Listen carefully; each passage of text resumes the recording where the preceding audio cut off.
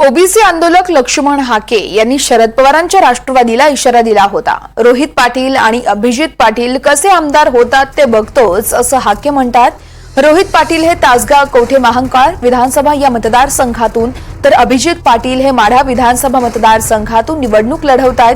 अभिजित पाटील यांनी अंतरवाली सराटीत जात जरांगे पाटलांचीही भेट घेतली होती। त्या भेटीवरून देखील हाकेंनी निशाणा साधलाय। वाड्या वस्त्यांवरील ओबीसींची मतं अभिजित पाटलांना मिळणार नाहीयेत असं हाकेंनी म्हटलंय। आजपर्यंत आमच्या मतावर आमदार खासदार मुख्यमंत्री भोगलं, एक माणूस आमचा तुम्ही ठरवून पाडला, एक माणूस आमचा महाराष्ट्राच्या विधानसभेत निवडून गेला, तरी तुम्हाला एवढी अलर्जी आमची। आणि आम्ही काय म्हणतो तर आमचं आरक्षण टिकलं पाहिजे एवढंच म्हणतोय। आम्ही कुणाला शिव्या तर देत नाही ना। जरांगे ओपन सभा घ्यायला घाबरतात। अरे कुठं घ्या ना मग म्हणाव। ज्यांनी ज्यांनी पाठिंबे दिले, पैसे दिले, हा इथला माड्याचा उमेदवार अभिजित पाटील नावाचा माझ्या समोरनं गाड्यांचा तापा घेऊन अंतरवलीत गेला, पण गाडीला ब्रेक लावला नाही माझा मित्र असताना सुद्धा।